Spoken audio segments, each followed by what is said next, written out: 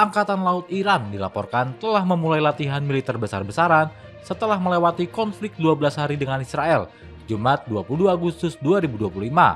Sebagai informasi, konflik 12 hari merujuk pada serangkaian pertempuran antara Israel dan Iran yang terjadi pada 13 hingga 25 Juni 2025. Cina dijadwalkan menggelar parade militer besar-besaran di Beijing bulan depan untuk memperingati 80 tahun berakhirnya Perang Dunia Kedua, dengan fokus menampilkan berbagai persenjataan baru kepada dunia.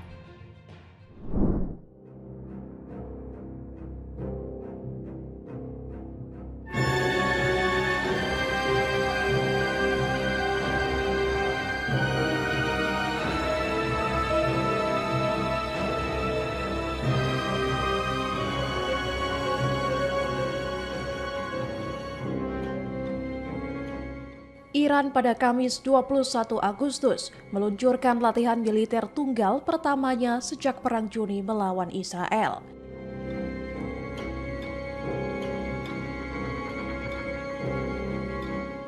Latihan ini digelar untuk menegaskan kembali citra kekuatan setelah Iran menderita kerugian besar.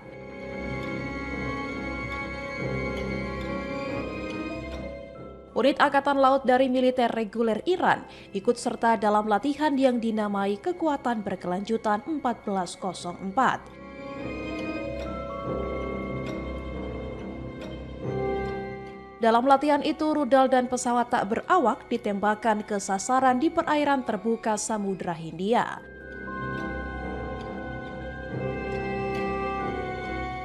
Perang udara 12 hari sebelumnya melibatkan Israel dan sempat diikuti Amerika Serikat.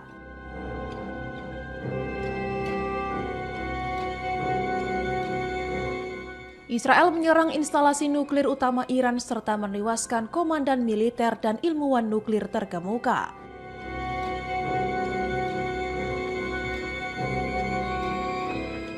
Pertahanan udara Iran sebagian besar hancur akibat serangan tersebut.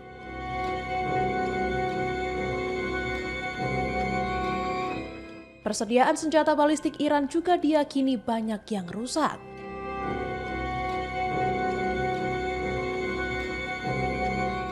Pasca perang, Republik Islam menyatakan siap menghadapi serangan apapun di masa depan.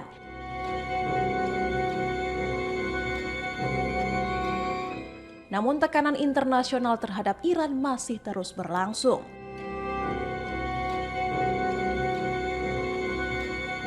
Presiden Amerika Serikat Donald Trump bahkan mengancam akan menyerang lagi jika Iran mengaktifkan fasilitas nuklirnya termasuk pabrik pengayaan uranium.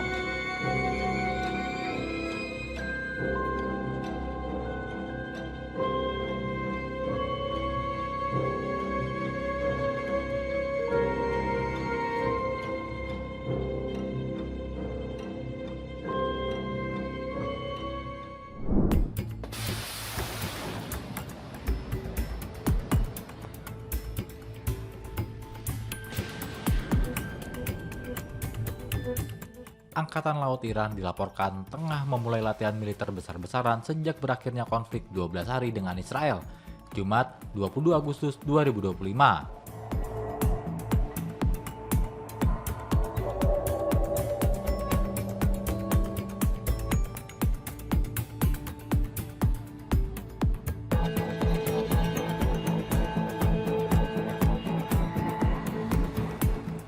Adapun konflik 12 hari merujuk pada serangkaian pertempuran singkat yang terjadi pada 13 hingga 25 Juni 2025 antara Israel dan Iran.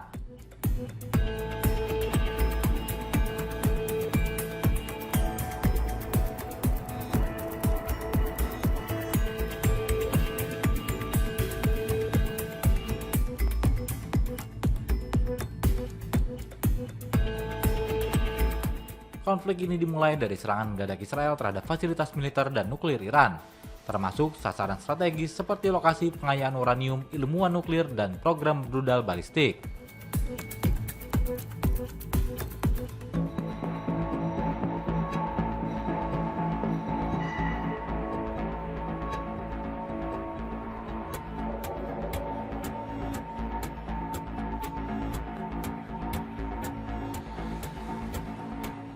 Sebagai balasan, Iran meluncurkan lebih dari 500 rudal balistik dan sekitar 1.100 drone ke wilayah Israel.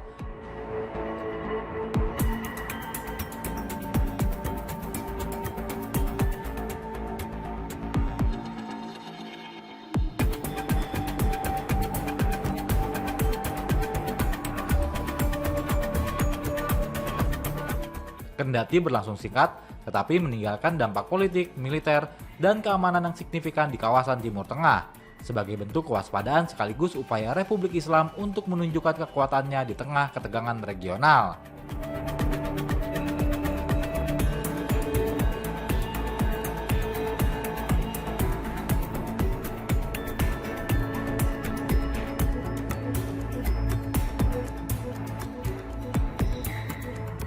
Angkatan militer Iran mulai menggenjot kekuatannya, salah satunya dengan menggelar latihan besar-besaran yang dinamakan Kekuatan Berkelanjutan 1404.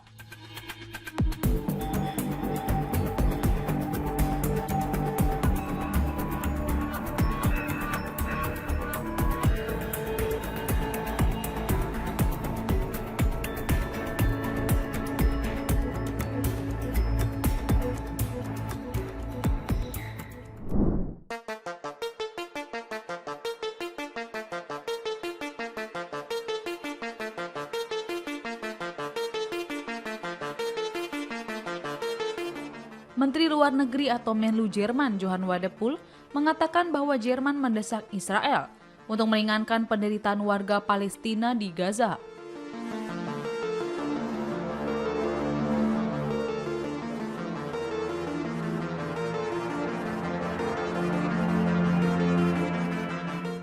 Wadephul menyerukan agar konflik ini dapat diselesaikan secara damai dan mendorong solusi dua negara.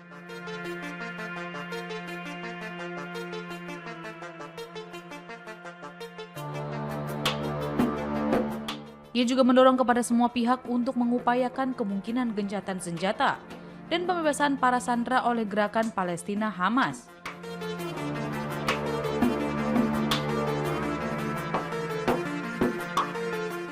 Selain itu, Menlu Jerman itu mendesak semua pihak untuk menghindari kekerasan dan mematuhi hukum internasional.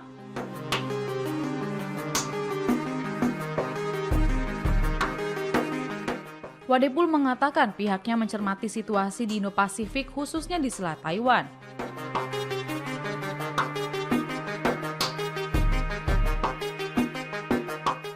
Ia menuturkan, dalam masa krisis dan konflik yang terjadi sekarang, komunitas internasional membutuhkan lebih banyak saling pengertian dan kemauan untuk menyelesaikan konflik.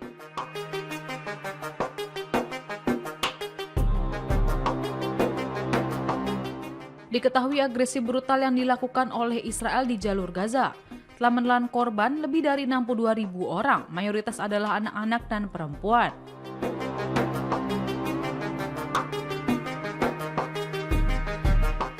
Blokade yang dilakukan Israel terhadap bantuan kemanusiaan telah memicu krisis kelaparan.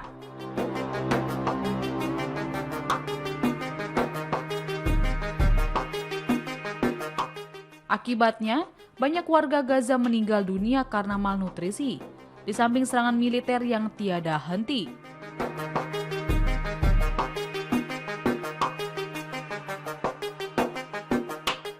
Melihat kondisi ini, berbagai negara, termasuk sejumlah negara barat mulai geram dan menuntut Israel mengakhiri blokade.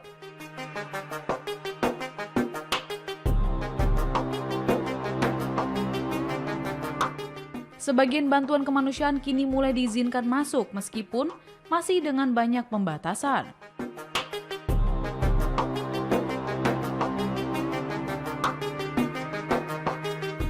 Di sisi lain, Qatar dan Mesir telah mengajukan proposal gencatan senjata kepada Hamas dan Israel.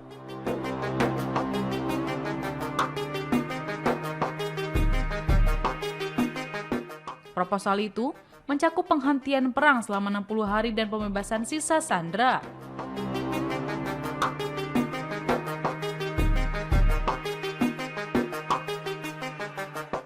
Hamas telah menyatakan setuju, namun Israel belum memberikan tanggapan resmi.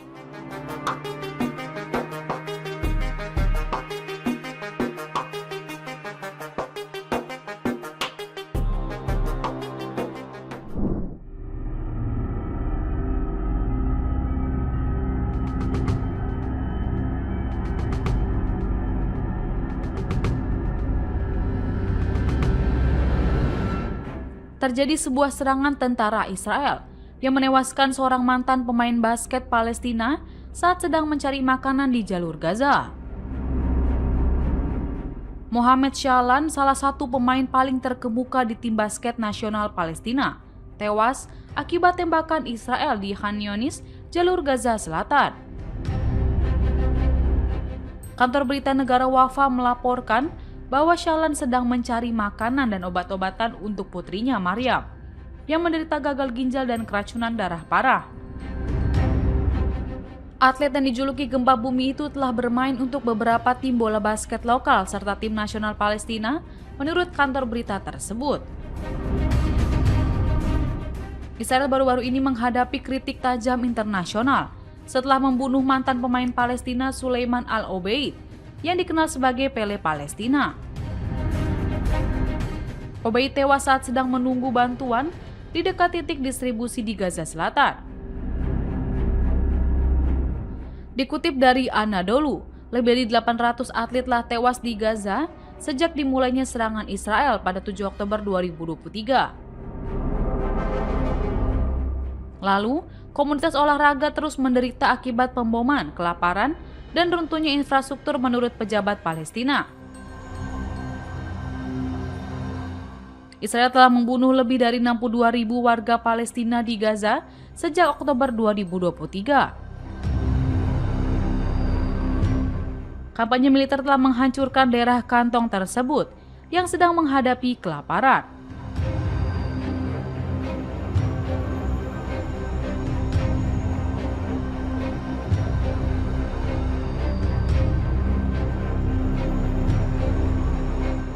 Lalu, warga Palestina yang berusaha mengumpulkan makanan dari lokasi-lokasi Yayasan Kemanusiaan Gaza atau GHF.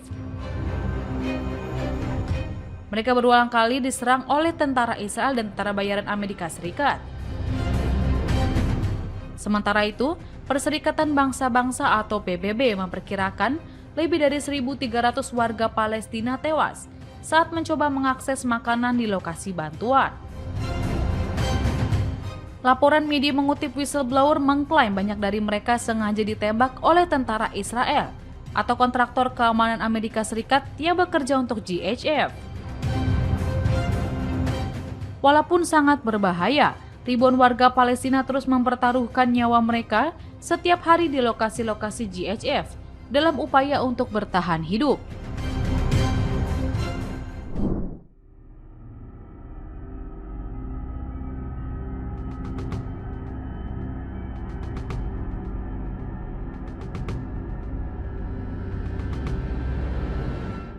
Warga Palestina berlarian menyelamatkan diri pada Kamis 21 Agustus ketika serangan udara Israel menghantam Deir al-Balah.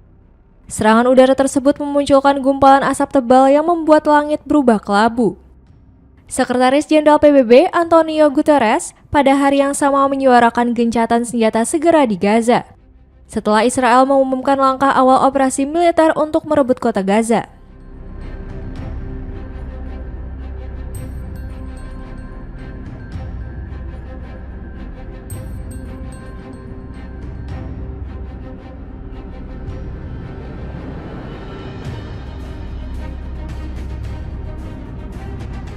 Israel yang telah memanggil puluhan ribu pasukan cadangan tetap melanjutkan rencananya menguasai kota terbesar di jalur Gaza meski menuai kritik internasional. Operasi ini diperkirakan akan memaksa lebih banyak warga Palestina mengungsi. Sebagai informasi, saat ini Israel menguasai sekitar 75% wilayah Gaza.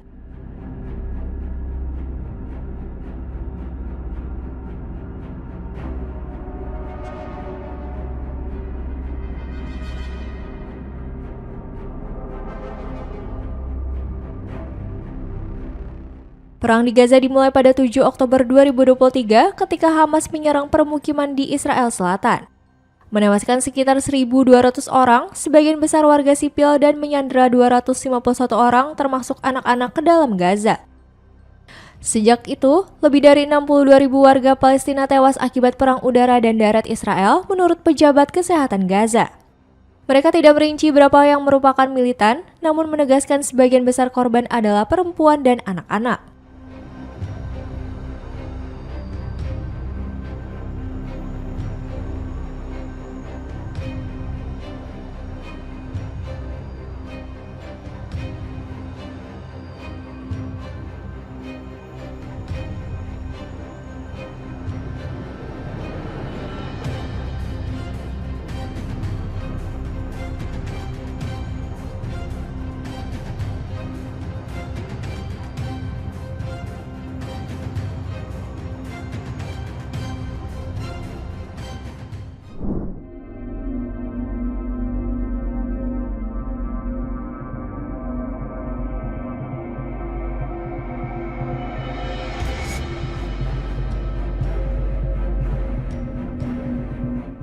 Ribuan warga Yahudi ultra-ortodoks atau Haredi di Israel turun ke jalan memprotes kebijakan wajib militer yang mengharuskan mereka ikut bertempur di Gaza.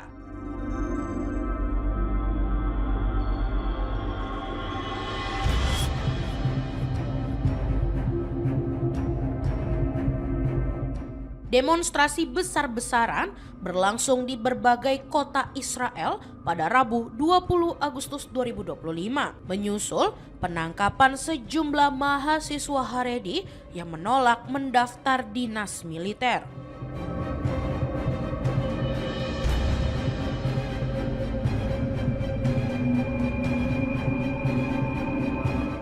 Aksi protes itu memicu blokade jalan raya utama dan penutupan akses ke pangkalan militer Beit Lit.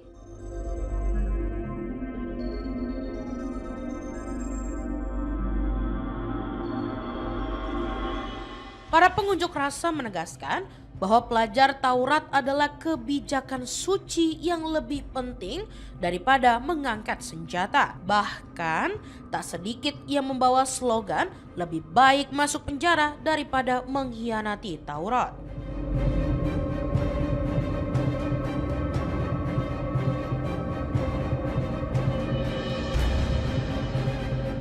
Militer Israel saat ini menghadapi kekurangan sekitar 10.000 hingga 12.000 tentara untuk memperkuat operasi di Gaza.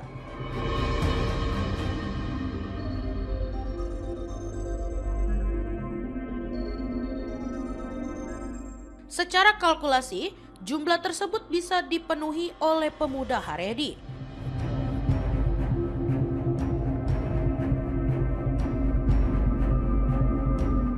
Namun, komunitas ini menolak keras dengan alasan integrasi ke dunia sekuler akan merusak identitas religius mereka.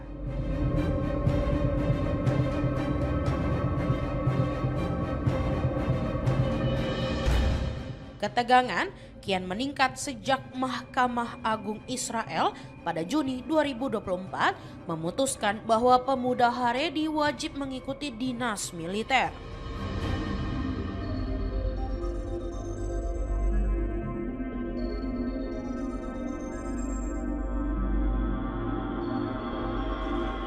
Sebagai tindak lanjut, pemerintah menghentikan bantuan finansial bagi lembaga pendidikan agama yang siswanya menolak aturan tersebut.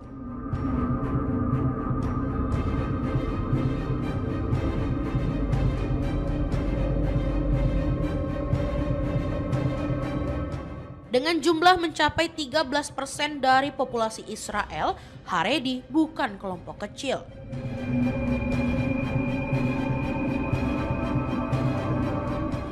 Penolakan mereka berpotensi menimbulkan krisis politik dan sosial, apalagi ketika perang Gaza terus menuntut tambahan pasukan.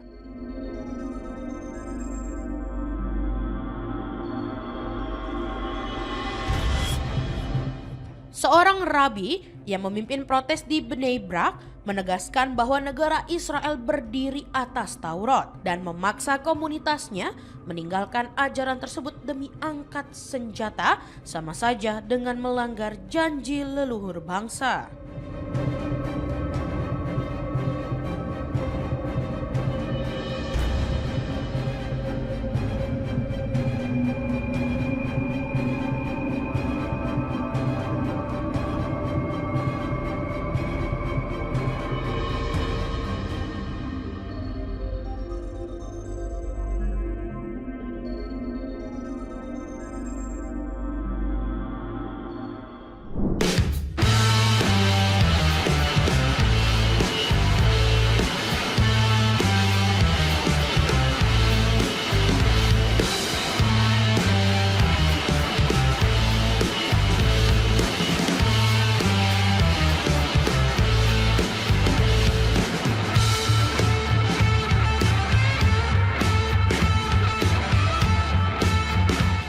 China dijadwalkan menggelar parade militer besar-besaran di Beijing bulan depan untuk memperingati 80 tahun berakhirnya Perang Dunia II dengan fokus menampilkan berbagai persenjataan baru kepada dunia. Parade yang berlangsung pada 3 September itu akan melibatkan ratusan pesawat tempur dan pengebom milik Tentara Pembebasan Rakyat atau PLA, serta pasukan darat yang membawa perlengkapan militer terbaru.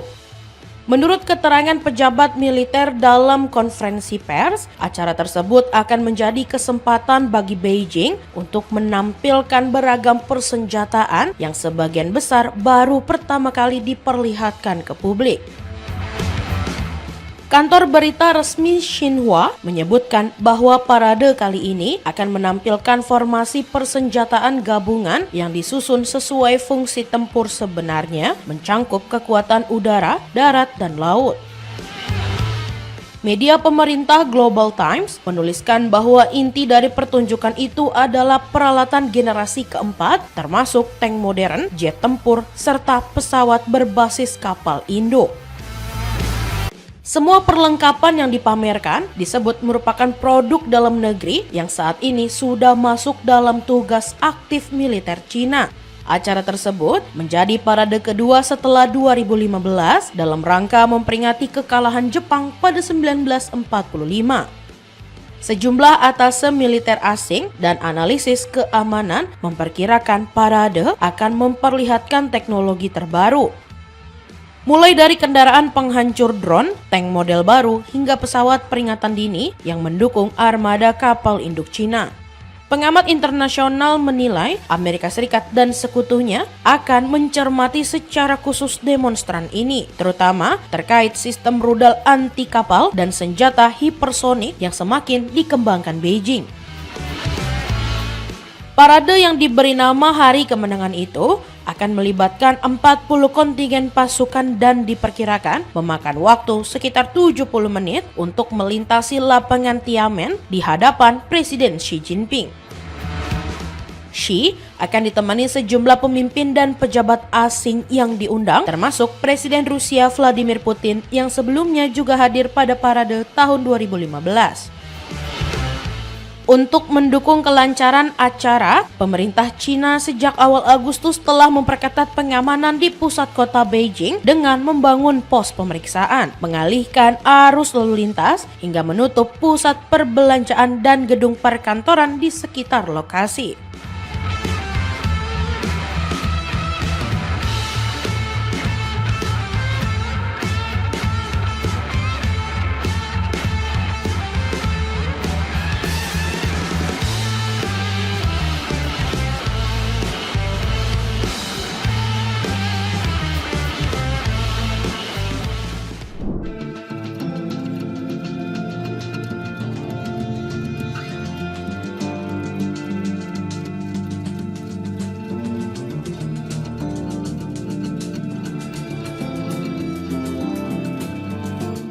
Pusat Studi Strategis dan Internasional di Washington DC, Amerika Serikat mengatakan kalau Korea Utara memiliki pangkalan militer rahasia yang dijaga ketat di dekat desa Sinbongdongli, sekitar 17 mil dari perbatasan Cina.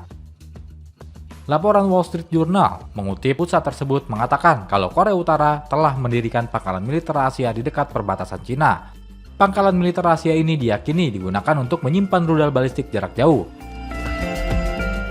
Menurut laporan pusat tersebut, pangkalan Sinbongdong kemungkinan berisi rudal balistik antar benua, termasuk rudal yang mampu membawa hulu ledak nuklir. Laporan tersebut memperingatkan rudal-rudal ini dapat menimbulkan ancaman nuklir bagi Asia Timur dan Amerika Serikat. Laporan tersebut menyatakan pangkalan tersebut merupakan salah satu dari 15 hingga 20 pangkalan rudal balistik, fasilitas pemeliharaan dan dukungan, serta fasilitas penyimpanan rudal dan hulu ledak yang belum diumumkan oleh Korea Utara. Laporan ini merupakan studi mendalam pertama yang bersumber dari sumber terbuka yang mengonfirmasi keberadaan Al-Qaeda. Penemuan pangkalan itu diumumkan saat pemimpin Korea Utara Kim Jong-un baru-baru ini menyerukan ekspansi cepat kemampuan nuklir negaranya.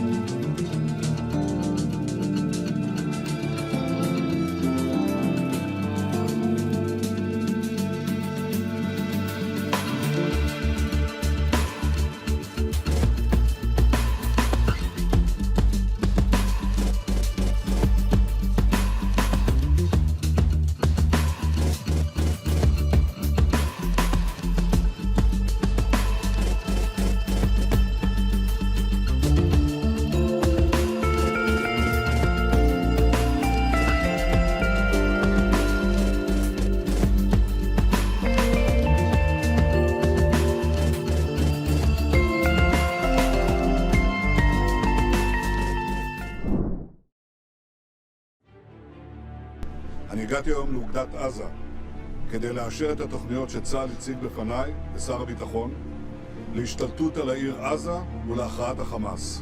אני מאוד מעריך את ההתייצבות של חיילי המילואים וכמובן של הצבא הסדיר למען המטרה החיונית הזאת. במקביל אני הנחיתי להתחיל במשא ומתן מיידי על שחרור כל חטופינו Perdana Menteri Israel Benjamin Netanyahu menyatakan bahwa Israel akan segera memulai negosiasi pembebasan sandera di Gaza. Netanyahu juga menegaskan tujuan untuk mengakhiri perang hampir 2 tahun dengan syarat yang dapat diterima Israel. Saat berbicara kepada tentara di Gaza, ia menyebut sudah bertemu para komandan untuk menyetujui rencana merebut kota Gaza dan mengalahkan Hamas. Netanyahu menambahkan telah menginstruksikan dimulainya negosiasi demi pembebasan semua sandera. Militer Israel tetap meningkatkan tekanan terhadap kota Gaza hingga Kamis.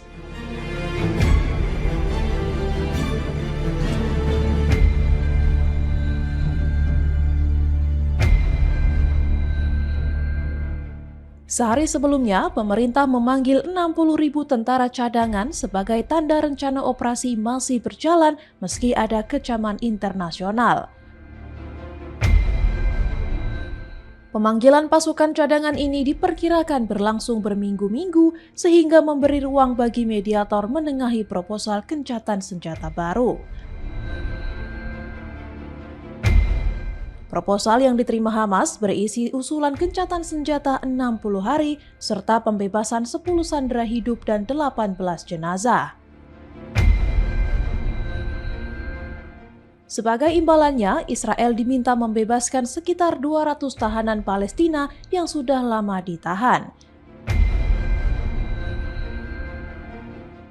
Namun, pemerintah Israel menegaskan seluruh 50 sandera yang masih ditahan di Gaza harus segera dibebaskan. Para pejabat Israel meyakini hanya sekitar 60 sandera yang masih hidup dari jumlah tersebut. למען המטרה החיונית הזאת. במקביל אני הנחיתי להתחיל במשא